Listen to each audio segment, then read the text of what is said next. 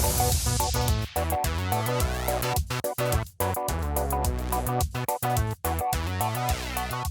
everybody, I'm Andrew. And I'm Paul. And welcome to Fan Voice number 18. Yeah.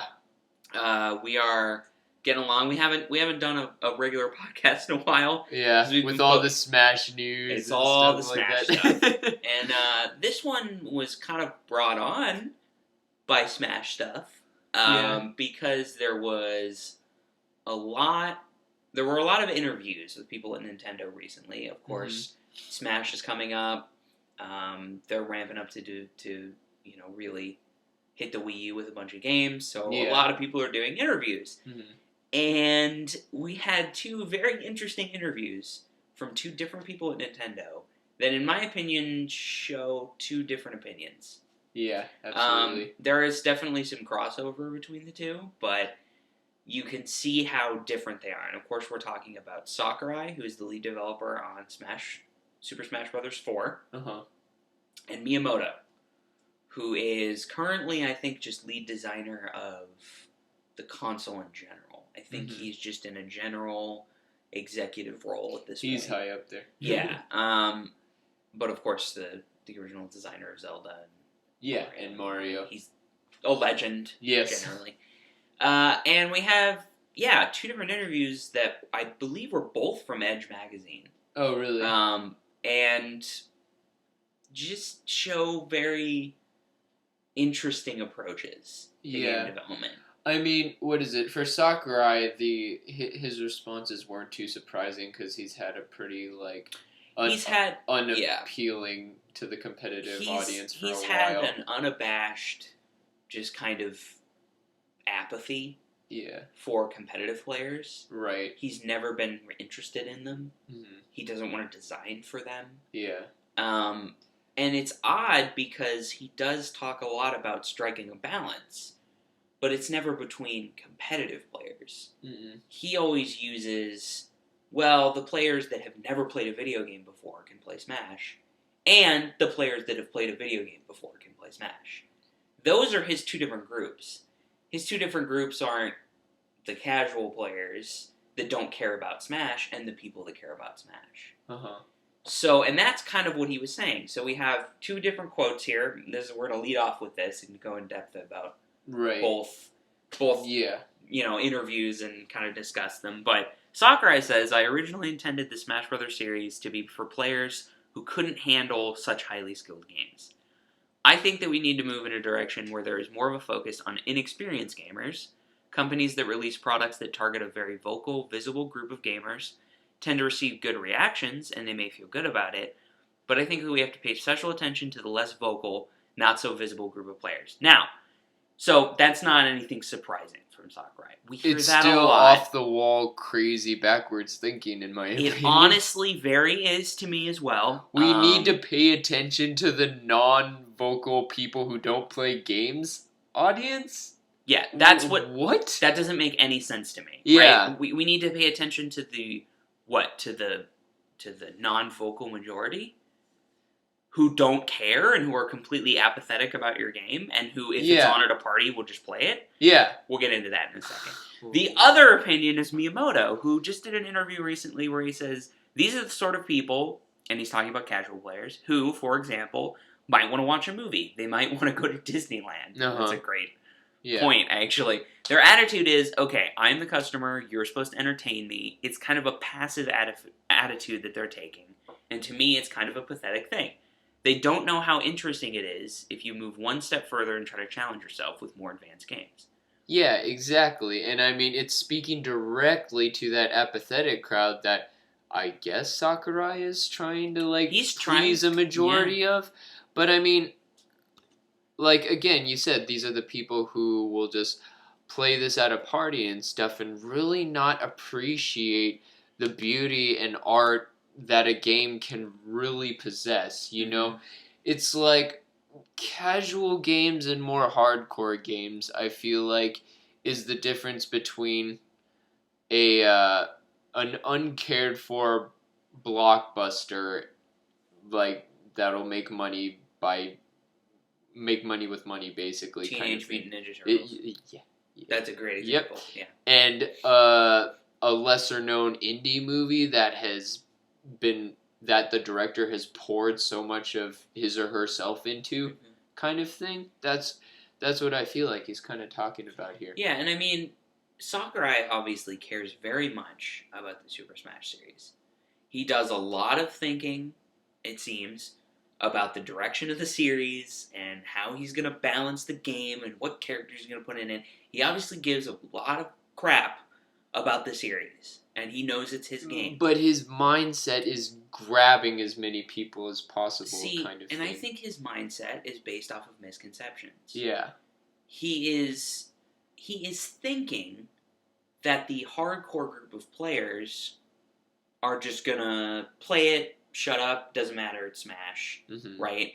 But he doesn't want to focus on them because he thinks they're sold already. Well, they're sold already, and they want too many things. And he's not going to be able to give all those things, right? So he's like, whatever.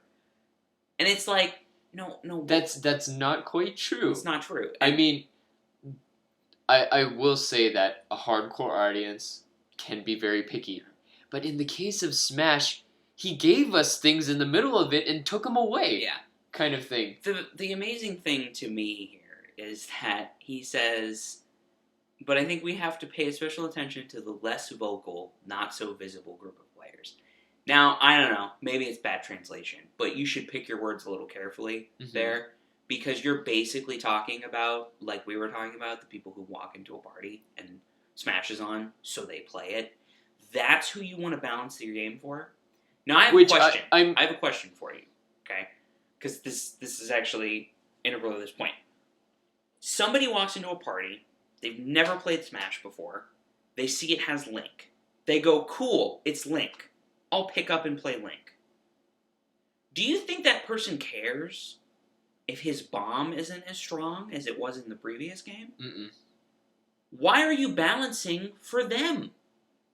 Yeah. I don't understand it. Right. Well, we need to make it so that every character is fun to play, and that means every character is strong or fair. And he says that a lot, right? Yeah. We need to balance it so that every character is fun to play. Here's the problem. You're balancing it for people who literally don't care. Right, exactly. Who would walk into a room and go, Link, cool, I'll play Link. They couldn't give a shit what his moves are. They couldn't give a shit whether... They're going to find him fun to play because you're playing as Link. And I think that's his mental block on this whole issue, is that... I feel like that's the problem. Catering to the competitive community has to mean you're making it harder for the casual community, which in a lot of different game cases is true, but Smash is not one of those, which makes it an incredible experience. You already struck a balance from that in Melee, because it's the same thing. Oh, I really like Link, so I'll play Link. Oh, Link's fun to play.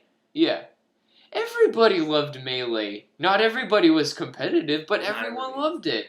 There are so many stories, and I know personal anecdotes might not be the best kind of proof of the situation, but there are a lot of people that are like, oh, I never played competitively for 6-7 years.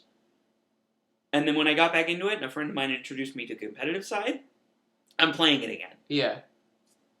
I mean, and I feel like he doesn't see that. And I mean, even in the case of Smash 64, he had canceling. Yeah. But I picked it up when I was like, was it 10 years old? Yeah. I loved it to death. I knew nothing about the competitive community, but I loved that game to death. Oh my goodness. I just, and the problem is he goes, he always says, even if someone loses, I want them to have fun. It's like, they're playing as their favorite Nintendo character, Link. They're fighting against Mario and Bowser. They're gonna have fun. And that's the issue. Or they're those people who just won't ever have fun if they're not winning. Have fun because they're losing and they're like, oh, I died and I his up B sucks and I couldn't get back up to the stage. Yeah. Sorry. I mean, that's the game. How are you going to fix that? You don't fix that with balance. You really don't. Right. Those people are going to be terrible. No offense to those people. They're never going to play a Smash. They're going to come in and they're going to think they know absolutely everything and they don't. And they're going to kill themselves 3 times. Right. And then they're going to complain about it. Yeah. I don't understand who you are trying to get to. The people who just sit on the couch, like Miyamoto says, that they might want to watch a movie. Right? It's the same thing. Oh, we can watch a movie or we can play Smash. Yeah. So that's who you're trying to get to. I feel like that shouldn't be your starting point. I think, what is it? At a certain view, he does have good intentions. He absolutely has good intentions. His idea is so, like, backwards and stuff. The thing is, what I think he's doing is, like, again, we talked about, I think he thinks that, like, the Smash community is won over by the new game, hands down, which, I mean, a majority? It's not. I'm going to go ahead and say it's not. I mean, but a bunch of people bought Brawl. Yeah. You know? That's true.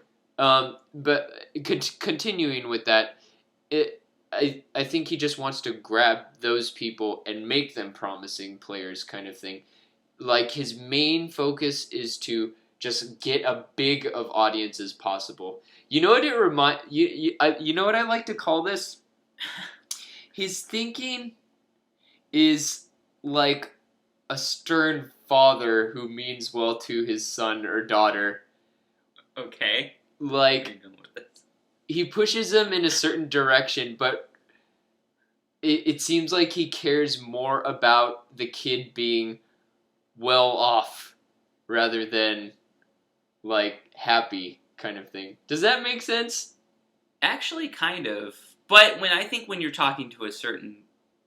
No, actually, that kind of makes sense. I get what you're saying. Saying. Like, you were saying he cares about the series. He wants it to bring in as much money as possible. Well, kind of thing. No, I think the other thing is he has very good intentions. I think. He really does. I think he really does love this game. But I think you're kind of right in a way. He's like, well, I don't want people to be... he's like, I want people to be happy playing the game. But he doesn't realize that generally those players are always going to be happy. Yeah. So he's catering them, trying to make them happy when they're like, we don't care. Yeah. Okay. I mean, it's like a hit song on the radio, you know? Between, like, people who have, like, a bunch of producers who will get them to the top right away. That might not have, like, really strong lyrics or a lot of meaning behind a really meaningful song. It's like, okay, do you want to be super popular for a short time, or do you want to become a legend? Kind of thing. Yeah. I'm in such a metaphorical mood today. You are. Yeah, you're making a lot of metaphors. I like it, though. I don't know. The more he talks about this, the more I feel like he's digging himself a bigger hole. Mm-hmm. Because when he first started out, he said, Melee was great. I really liked it. But a lot of casual players had a real problem with it. Here's the thing. You're saying that because it's 13 years later, and there is a competitive group of players who've taken this game to a height that you and no one else ever thought was possible. Mm-hmm. And now that they've done that, casual players are looking at it, and they're looking for something to complain about. Mm-hmm. And not just casual players. Literally anyone. Yeah. Because one thing that always happens in gaming is people take it too seriously. That's always something that happens. And it's a consistent theme. Yeah. Well, why are we arguing about, there was a great example recently, and this might come in a little bit. There was a big controversy surrounding Zoe Quinn. I don't know if you heard anything about this. I think so. Okay, who made a game called Depression Quest, and it was like supposed to be, this is what it feels like to have depression. And a lot of people were like, that's really great. And then all this shit came out. She had slept with people. Yeah. Mm-hmm. There was a bunch of, and she's using that to get good reviews, and it's like, okay, nobody knows how much of it is true. So there's a whole thing, right? There's a huge group of people that's like, God, stop taking it so seriously. Like, okay, are we really not going to talk about this? Because actually, it is kind of important. If that's true, that's a... Yeah. Like, that's a terrible way to get... Yeah, so we can't call it journalism anymore. It's a disgrace. No one has ethics. Yeah. If that's actually true. I don't know if it is. I'm keeping a cool head during this whole thing because there is a shitstorm. So we're not going to get very deep into that. But I mean, I heard about it a little. It's like, I I don't want to follow this. Yeah, really. But there's a whole group of people that's like, just stop. Like, why can't we just talk about games? You know, that's a major thing. Like, oh, well, stop taking it so seriously. Let's just talk about games. We are talking about games, and that's what we're talking about right now. Mm-hmm. He's doing the same thing. Like, let's just talk about games, guys. Like, really? Yeah. Really? Uh-huh. We have played your game for 13 years straight. Everybody loves it. It was at EVO. And you begrudgingly go, yeah, it exists. You're really not going to take that group and try to explain to them, listen. That Melee group is what made this game what it is today. And I don't understand, there's a lot, these interviews, he tries to say things like, listen, like, I really appreciate what happened. But we're not going to focus on you. Yeah. You're not a focus. The problem is, you can focus on two different sides to things. Mm-hmm. There's a great example. And he's trying to get everyone to feel out that he's trying to look over everyone as a whole. But after Melee, it seems like he was a little aggressive towards getting it simpler and reducing its competitive potential. And because he did. Weird. I mean, he just adds tripping. Yeah. Because he's like, wow, competitive players won't play this. What casual player would like that? And so you're actively trying to kill a community of players that will play and promote your game to the ends of the earth. Yeah. You're actively trying to kill that. And I'm sorry, him saying, I'm sorry, competitive community, but I'm not designing for you, that's doing the same fucking thing. Mm-hmm. A lot of people bring up the fact, well, he's not trying to kill it, he's just not designing for you. What?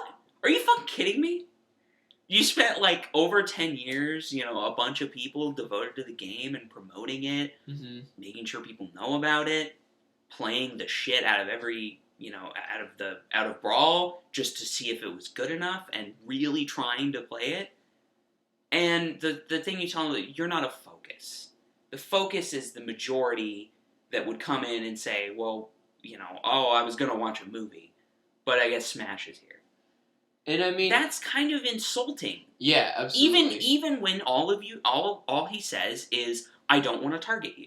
It's still fucking insulting. Mm-hmm. I'm sorry, it is. I mean, the thing is, what's really interesting with the release of the Wii, there is definitely this oversight of Nintendo where it's like, oh, they're all just insanely casual now, kind of thing. And I mean, what is it? For a time where I didn't know too much about the producers in Sakurai and stuff, it's like, oh, maybe he just got caught in the wave of all that. Yeah. But here we have Miyamoto, and now is this quote where he talks about passive players and trying to go deeper in? This is kind of a new perspective, right? Well, it seems like it's a very new perspective. Because on the one hand, you have Sakurai, who seems like he got caught up in that, but obviously didn't. Yeah. He obviously saw Melee, went, whoa, what is all this sliding around shit? Gotta get rid of that. Did it, and it wasn't Nintendo. Yeah. It was him. Right. Because now we see stuff like Miyamoto, who says, well, they're just... It's kind of a passive attitude. But I guess what I was wondering before that was, did Miyamoto ever speak about competitive and casual? I'm sure he did when the Wii came out because they were focusing on casual players. Yeah. But with the Wii U, they're not. It's still a focus, definitely. Yeah, with the tablet and all that. Yeah. Have you actually played the tablet? Mm-hmm, yeah. It's actually fun. I like the tablet a lot. Yeah, it's a fun controller. But still definitely a casual focus. Yeah, and I mean there's some cool things you could do with that. They haven't done anything with it yet, but there's definitely some cool things you could do with it. But no, I think this is generally a new thing that came with the Wii U. Because I think Nintendo realized, wow, we focused on the casual group, and it was a fad. Mm-hmm. Yeah, Nintendo, no shit. Because they don't care very much. And they got a Wii to put in their living room, and they played Wii Bowling twice, and then they don't buy the Wii U. And this happened. Mm-hmm. Yeah. And I don't understand why anybody was surprised. I really don't. honestly, it was kind of the same thing with the NES in the 90s. I read a great article about this. It was a big fad. Uh-huh. And it was like the NES was huge. Right. And then the NES was less so. Yeah. And the NES was a little bit, and it was like... I think some people were surprised by the Wii U not being a success because beforehand, I don't think anybody expected Wii U to be such a big success.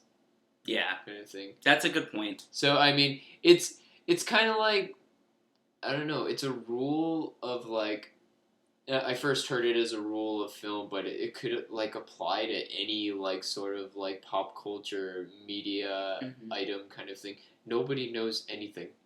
Yeah. Sometimes you just do not know what the heck people are gonna like, and then everyone's like, "Oh yeah, this is the best. How could you not know this is great?" It's like, what just happened? Yeah. All right, that's a good point. But I feel like, I mean, Miyamoto's interview here, where I definitely think this is an attitude that comes from Nintendo and not so much from Miyamoto.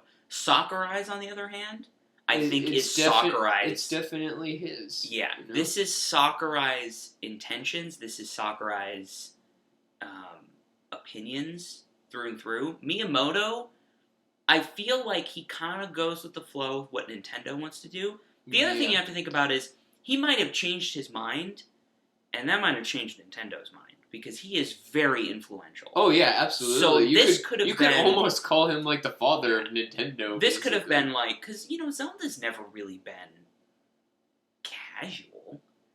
I mean, if you think about it, they never changed it so that there was motion controls, but you could always control it with a controller. Well, I would say all around that level of like, it's not like the most complicated thing ever, but that level of puzzle gaming would deplete the patience of a casual gamer. No, I totally agree. Yeah. It's somebody who's like, I've never played a Zelda before, let me sit down and play it, would probably be okay, I'm bored. Maybe not. Yeah. Somebody who maybe has played an RPG before, and they know about Zelda, right, who sat down and played it, yeah, they probably like it. Yeah.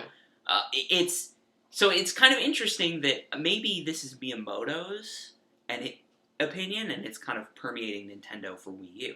Yeah, I mean, the way I see this quote is like he was all for the casual thing when it was getting popular and stuff, and then he's like, okay guys, everyone look, this fad well has run dry.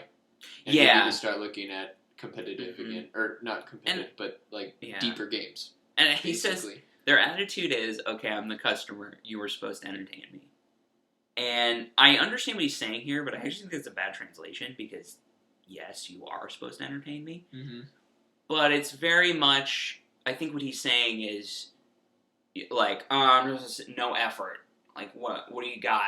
Like, cool, I'm going to watch Jersey Shore all day. Exactly. It's that attitude. Exactly. That's the one I think he's talking about. Yeah, it's so much more respectful when going for substance rather than style, even though unfortunately style still sells so much. Yeah. Well, and it's not just, I don't think it's style, I think it's much. Yeah. It's much more than that. Yeah, I mean it is. But I kind of know what you're saying. I know what you're saying there. But I thought it was like, this was very surprising from Miyamoto, because once again, it's Nintendo, and I never expect to hear this from Nintendo. Yeah, it is surprising, because, people were posting about it and stuff. It was something out of the ordinary. And I mean, he says it's a passive attitude, and to me, it's kind of a pathetic thing. Mm-hmm. I don't know if that's a weird translation or not, but you really just called people pathetic. That's, ballsy, to me, incredible. Yeah. And I mean, I never would have thought that would come out of a Nintendo employee's mouth. Right. Absolutely. But they obviously saw the people that played the Wii abandon it a year later and go, well, shit. Mm-hmm. Now we gotta go running back. Yeah. And really, for me, that attitude came into my mind first a little bit when the Wii U came out.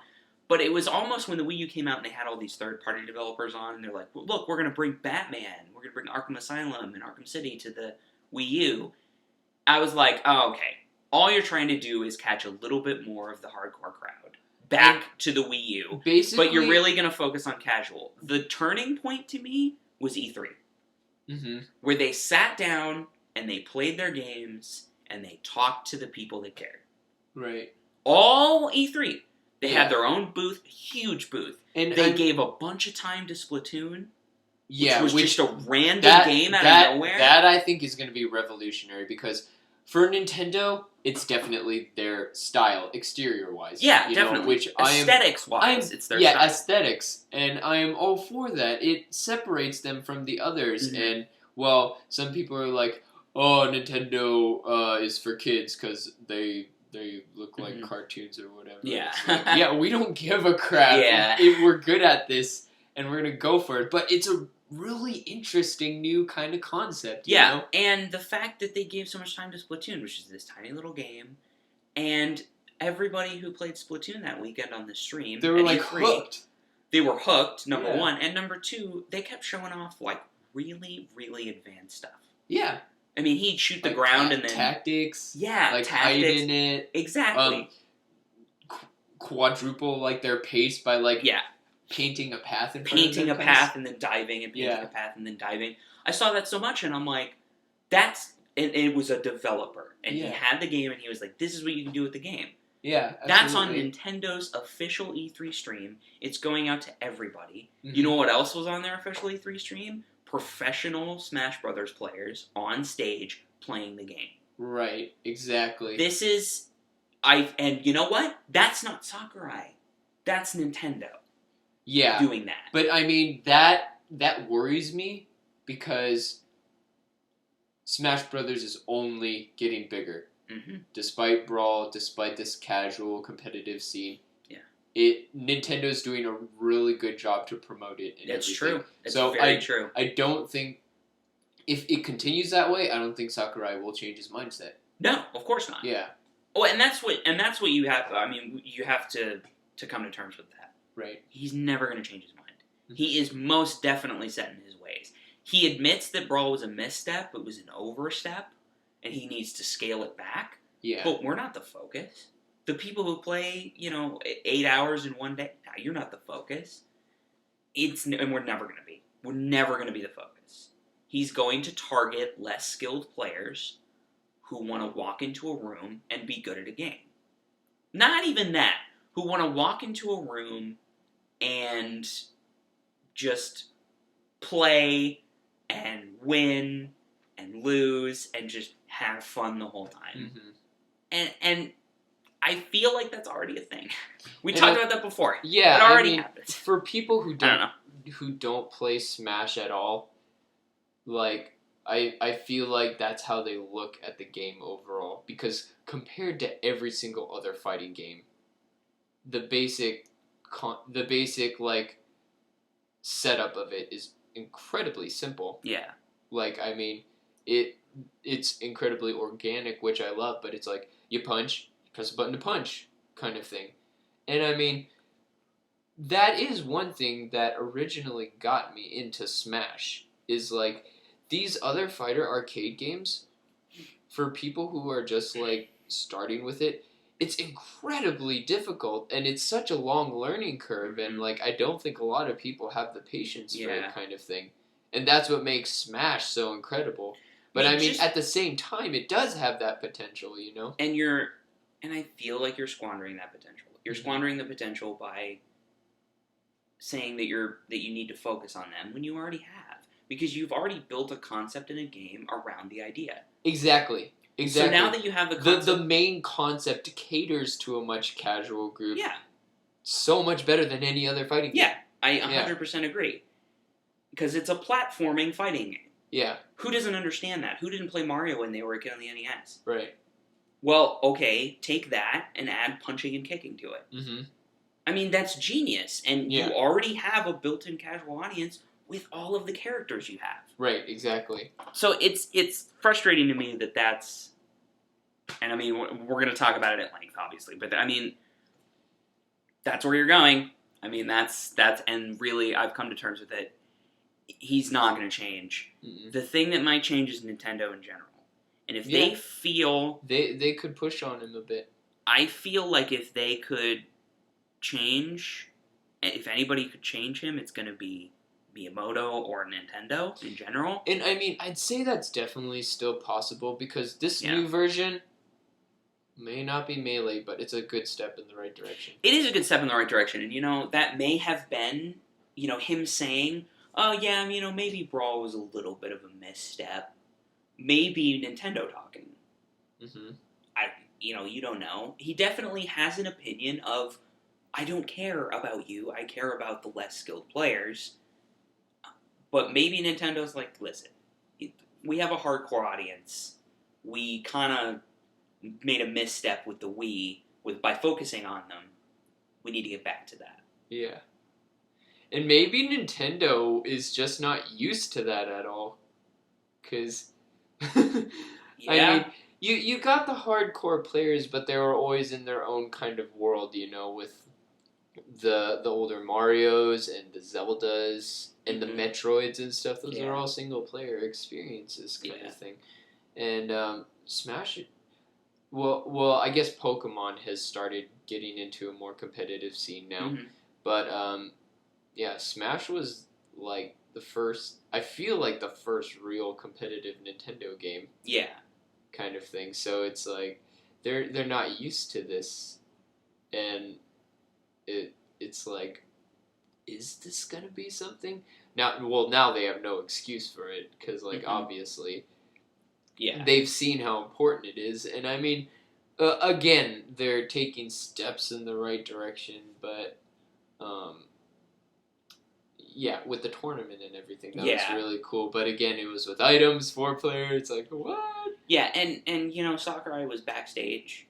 He came on stage once. Yeah. He said hi. He left. I really don't think he gave a shit. And I am of the opinion that he's not gonna ever give a shit. And I think I guess it's okay.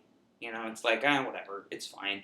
The problem is that that's going to permeate the game, and he definitely acknowledges that Melee's pace was really good, and he made a misstep in Brawl's pace, but he's never going to acknowledge that things like wave dashing and dash dancing make a deep game while not sacrificing casual players. Because he's never going to admit that. Mm-hmm. And it does, in my opinion, and in a lot of people's opinion, it does. Whether you are a casual or hardcore player, a lot of people think that. Mm-hmm. Yeah. So, I don't know. All I know is that I am going to play Smash 4, and I am going to try it. Yeah. And it's probably going to be pretty good, and it's going to be fun. Mm-hmm. But I am very into watching Smash right now competitively. Yeah. I don't play it very often because I don't have a lot of time. Mm-hmm. Right. And I'm not good at all. But I love watching Melee. It is so interesting. Yeah. When I got bored of Marvel, watching Marvel and kind of Marvel and Street Fighter tournaments, I immediately went to Smash and I was like, oh my god, I miss this. They're constantly tearing the roof off of what you think the potential limit is. That's the thing, and it's so interesting to watch because it's such a weird game in a lot of ways. It's such an interesting concept, and it works. It works very well. And so it's unfortunate. I think maybe when Smash 4 comes out, I don't know. It could not be the same. I could be like, this is terrible to watch. This is a bunch of people on either side of the stage just walking. Or running. I feel there will definitely continue to be a competitive scene for this because there's a competitive scene for Brawl, and they're just pushing that a lot more. They got all those Final Destination stages as well as online, ranking and stuff, which is a first for them. Yeah, and we've talked about that before. They're definitely going more hardcore, but the more and more we hear about Sakurai and the direction he wants to take the game, the more I'm like, okay, those are Nintendo things. Everything else is you. Uh-huh. And you don't want that. Yeah. You acknowledge that Melee's pace was better in a lot of ways, which I think is generally just a design concept, and I don't think that has anything to do with what audience he's targeting. Mm-hmm. I think he played Brawl again and went, yeah, it's a little slow. And it just feels sluggish. and maybe he went, yeah, we'll go closer to melee because that was snappy. It was quicker. Absolutely. I don't think that has anything to do with people saying we want a fast game. I think he was just like, yeah, design choice. It's better to be faster. That's what I personally think. Because he said before, yeah, great, people play in tournaments. Okay. And he just doesn't care about people. He didn't make it fast because of those people. You know what I mean? So, anyway, that's what I think. And it's really unfortunate, but I think it's the truth. If Miyamoto and generally Nintendo, I think, can make more of an impact on Smash, I think they already have. I think absolutely. I feel online is definitely a Nintendo thing. That's like we need an online mode. Yeah. And then For Glory is definitely seems more Nintendo-ish than Sakurai. Yeah. And I feel like as time goes on, I guess it'll have to really depend on how this new one turns out, but I think Nintendo definitely recognized that a lot of people got bored of Brawl quickly because they've taken all these different steps and everything, and depending on how the Wii one plays, how people react to it, they may continue to take steps towards competitive play some more. And I don't think we're ever going to get Melee again. No, it's impossible. Melee was a happy mistake. Yeah, absolutely. And we'll have it for, a few years until all the discs are scratched up and none of the GameCubes work anymore. And that's fine. I'm okay with that. But I don't ever think we're going to get Melee again. Yeah, but I feel like Nintendo... I have confidence in Nintendo to continue to take better steps towards its competitive audience.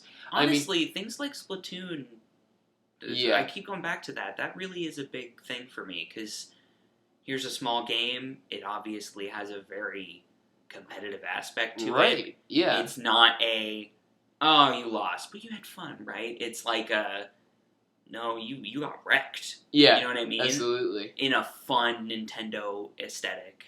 Right. It just seems like that's a good direction. And I mean, the thing is, if Nintendo wanted to really pursue competitive play, I think they'd be so successful at it, because all these other, like Sony and Microsoft with all the online shooters and stuff like that, and the arcade fighters, they're all pursuing competitive in the same way, kind of thing. And Splatoon is a prime example of Nintendo creating an unparalleled concept that no one has really touched, and making it their own, and having it as competitive potential, I think they have the creativity to make competitive games in their very own niche. And that's what Nintendo has always been, their own niche kind of thing, That might be true. It depends on where their motivation is, Yeah. And hopefully this quote from Miyamoto recently spells something good for the future of competitive Nintendo gamers. Yeah, I think it might, and we I don't know, we don't really have time to get into this, but Pokemon's another good example of, starting to kind of embrace competitive side of things. Oh, yeah, absolutely. The Pokemon championships and everything. Yeah, so, I think they're getting to the point where they're like, okay, well, it exists. Yeah. And these people are obviously very into it, and they're not going to go away, so I guess we might as well embrace them. No, I mean, but it is. It's kind of to the point, I think, where we're gonna start seeing more of that. At least I hope so. Absolutely, me too. All right, well, tell us what you think about Sakurai and Miyamoto and competitive our rant gaming, casual gaming, Nintendo. Yeah, our rant on stop casual talking about hardcore. Smash. Yeah. But so yeah, tell us what you think. You can find us at Twitter at Fanvoice Podcast, YouTube.com/TheFanVoicePodcast, Facebook.com/TheFanVoice Podcast, our email fan@thefanvoice.com, and thefanvoice.com, where you can find news and articles and opinions and all this good stuff. All that good stuff. Oh, and also our main podcasts are now downloadable. Yes, they are. That is a new development. We have not mentioned that yet. You can go on the site. There's a download link on there. Wherever the podcast post is, it'll have a download link with it. And we have our own section for the podcast and the main podcast series, so it's pretty easy to find. Yep. So go look that up, download it. We should be on iTunes relatively soon. We're working on that as well. Yeah, one step at a time. Yeah. So I guess we will see you guys next time. All right, see ya.